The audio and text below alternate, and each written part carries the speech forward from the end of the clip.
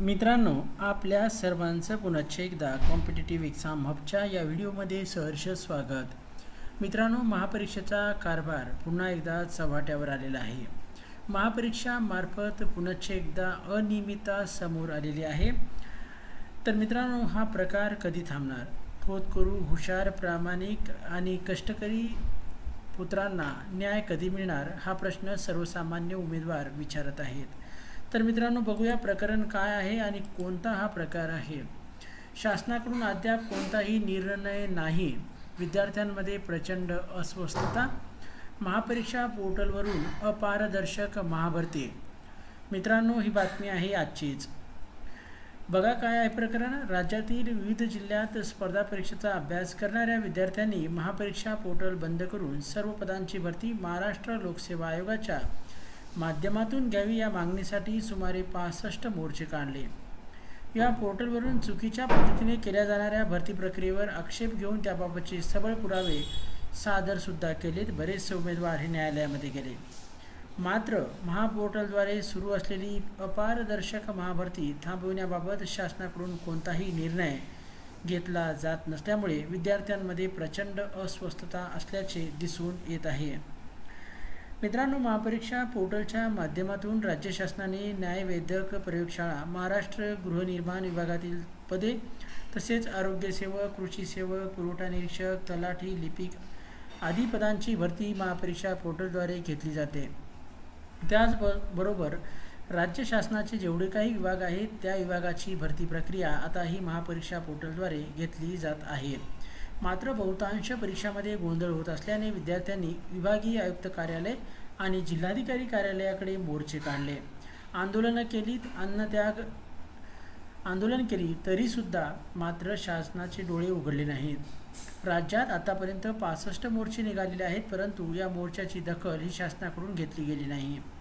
विविध महत्त्वाच्या शासकीय पदावर चुकीच्या मार्गाने काही उमेदवारांची नियुक्तीही होत आहे, तरीसुद्धा शासन गप्प का, असा प्रश्न होतकरू, हुशार, प्रामाणिक विद्यार्थी विचारत आहेत। अमरावती, बुलढाणा या जिल्ह्यातील ठराविक परीक्षा केंद्रातील विद्यार्थ्यांची काही पदावर नियुक्ती झालेली आहे आणि तशा प्रकारचे सबळ पुरावे विद्यार्थी मित्रांनी दिलेले आहेत। याचबरोबर संबंधित जिल्ह्याच्या जिल्हाधिकाऱ्यांना सदरील परीक्षा केंद्रावरची CCTV आणि व्हिडिओ रेकॉर्डिंग तपासण्याची सुद्धा विनंती केलेली आहे।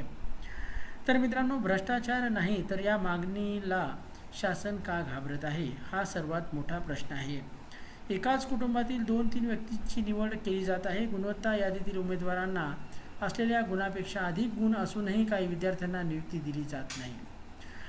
मित्रांनो, ही अनियमितता डोळेझाक करून शासन दडपण्याचं काम करत आहे। त्याचप्रमाणे विद्यार्थ्यांना परीक्षा केंद्रात मोबाईल घेऊन सुद्धा जाता येत आहे। परीक्षेचे सुपरव्हिजन महाविद्यालयातील प्रथम व द्वितीय वर्षाच्या विद्यार्थ्यांना करतात, त्यामुळे ही परीक्षा पारदर्शकपणे होते किंवा नाही हे आपल्याला समजेल। MSCIT परीक्षा ऑनलाईन पद्धतीने घेतल्यानंतर विद्यार्थ्यांना या परीक्षेचा निकाल तात्काळ मिळतो। त्यानुसार महापरीक्षा पोर्टलवरून परीक्षेचा निकाल दिला जात नाही। याउलट विद्यार्थ्यांचे रिलॉगिंग करून त्यांच्या उत्तरामध्ये बदल केला जात असल्याचा आरोप विद्यार्थ्यांकडून केला जात आहे। मित्रांनो, शेवटी तंत्रज्ञान आहे, येथे काहीही होऊ शकतं। इतर संवर्गातील उमेदवारांना नियुक्ती दिल्या। पेसा क्षेत्रातील गावामधील तलाठी भरतीसाठी अनुसूचित क्षेत्रातील आणि अनुसूचित जमातीमधील उमेदवारांना नियुक्ती देणे कायद्याने बंधनकारक आहे। मात्र अनुसूचित जमातीमधील उमेदवारांना डावलून इतर संवर्गातील उमेदवारांना नियुक्ती दिल्या आहेत, याचा शासनाने पुनर्विचार करावा अशी मागणी सुद्धा विद्यार्थी मित्रांनी केलेली आहे। महापोर्टलवरून गुणवत्ता डावलून नियुक्ती दिली जाते। विद्यार्थ्यांची उत्तरे परीक्षा झाल्यानंतर बदलली जातात। अनेक विद्यार्थ्यांना गुणवत्ता यादीपासून दूर ठेवलं जाते, त्यामुळे महापोर्टलवरून अपात्र मुलांना नियुक्ती दिल्याचे दिसून येते। राज्यातील काही निवडक परीक्षा केंद्रातील 20 ते 22 विद्यार्थी नियुक्त होत असल्याची माहिती आम्ही जमा केली आहे। तसेच एका परीक्षा केंद्रावर गोंधळ झाला असून त्याची चौकशी करावी अशी लेखी तक्रार त्याच दिवशी महापरीक्षा पोर्टलला ईमेलवरून पाठवण्यात आली होती। त्याची दखल घेतली गेली नाही। उलट संबंधित केंद्रातील मुलांची नावे गुणवत्ता यादीत प्रसिद्ध करून त्यांना नियुक्ती दिली गेली। अमरावती आणि यवतमाळ जिल्ह्यातील विशिष्ट केंद्रावर परीक्षा देण्यासाठी राज्यातील विविध भागातून विद्यार्थी जात आहेत, ही बाब विचार करण्यासारखी आहे।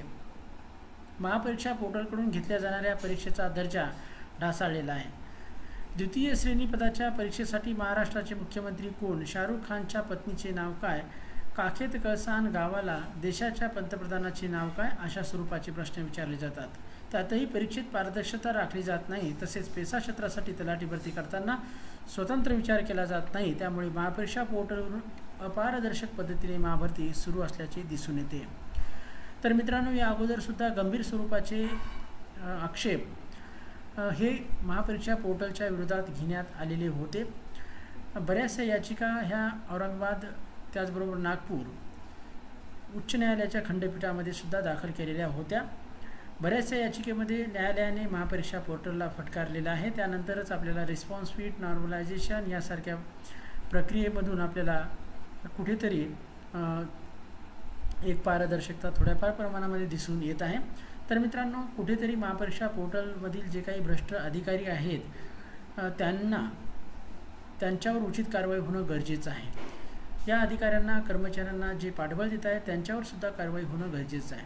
मित्रांनो, महापरीक्षा पोर्टलच्या माध्यमातून जर चांगल्या प्रकारे भरती प्रक्रिया राबवली, ज्याप्रमाणे IBPS किंवा स्टाफ सिलेक्शन कमिशन किंवा रेल्वे रिक्रुटमेंट बोर्ड परीक्षा राबवतो, त्याप्रमाणे जर परीक्षा राबवल्या तर नक्कीच भ्रष्टाचार होणार नाही. परंतु जे अधिकारी आपली पात्रता तपासतात, परीक्षा हँडल करतात, मॅनेज करतात, तेच भ्रष्टाचारी निघलेले आहेत. त्यामुळे या महापरीक्षा पोर्टलला कुठेतरी वाळवी लागलेली आहे आणि ही वाळवी समूळ नष्ट करण्याची जबाबदारी आपल्या सर्वांची आहे. मित्रांनो, जेव्हा जेव्हा महापरीक्षा पोर्टलच्या विरोधामध्ये आवाज उठवला गेलेला आहे, अनियमितता दिसलेली आहे, त्या सर्व न्यूजला आम्ही आमच्या चॅनलवर प्राधान्याने प्रसिद्धी दिलेली आहे. मित्रांनो, स्पर्धा परीक्षेचा अभ्यास करणारे विद्यार्थी कोणत्या स्थितीमध्ये अभ्यास करतात, कसा अभ्यास करतात, किती मेहनत घेतात याची जाणीव आम्हाला आहे. त्यामुळे तुमच्या वेदना ह्या आमच्या वेदना आहेत. म्हणून तुमच्या प्रश्नाला वाचा फोडण्यासाठी कॉम्पिटिटिव्ह एक्झाम हबतर्फे नेहमीच आम्ही प्रयत्न करत असतो.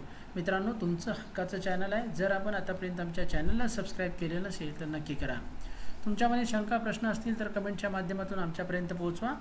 जास्तीत जास्त विद्यार्थी मित्रांपर्यंत हा व्हिडिओ शेअर करा, जेणेकरून आपला आवाज हा संपूर्ण महाराष्ट्रापर्यंत पोहोचला पाहिजेत. त्याचबरोबर महाराष्ट्रातील प्रशासनापर्यंत पोहोचला पाहिजेत. मित्रांनो, धन्यवाद.